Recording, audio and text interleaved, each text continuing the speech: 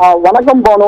மதுரை மாவட்டம் உசிலம்பட்டி அருகே திடீரென நடு ரோட்டிலிருந்து பால் பாக்கெட் ஏற்றி வந்த வாகனம் தீப்பிடித்து எரிந்த சம்பவம் பெரும் பரபரப்பை ஏற்படுத்தியுள்ளது பானு.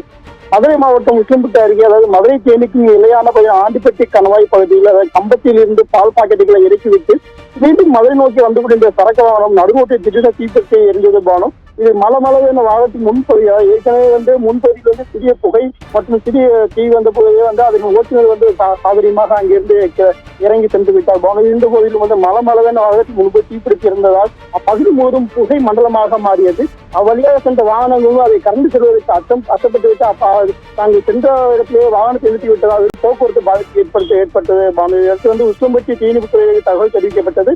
உசிலம்பட்டி தீயணைப்பு துறையினர் சம்பவ இடத்திற்கு விரைந்து உடனடியாக அந்த வாகனத்தை எந்த தீயை அணைத்தனர். இந்த நிலையில் அந்த முன்பகுதி முழுவதும் எரிந்த நிலையில் அந்த வாகனம் தீயில் அணைக்கப்பட்டது பானு. இந்த போது வாகன தீக்கு மதுரையை சேர்ந்த சோனகுமார் என்பவர் சாதனமாக இறங்கி ஓடிய சூழ்நிலையினால் அவரை சிறிய காயம் மட்டும் எந்த ஒரு பெரும் விபத்து என்பது தவிர்க்கப்பட்டது பானு. இருந்த போதிலும் ஏனென்றால் ஒரு வெயில் காலங்களில் அந்த வாகனங்கள் தீப்பிடித்து எறிவது வழக்கம். இந்த போதிலும் தற்போது மழை பெய்து வரும் நிலையில் இந்த வாகனத்தில் எதனால் இதுபோல தீ விபத்து ஏற்பட்டிருக்கிறது என்பது குறித்து உசிலம்பட்டி காவல்துறையினர் வழக்கு பதிவு செய்து தற்போது விசாரணை மேற்கொண்டு வருகின்றனர் பானு.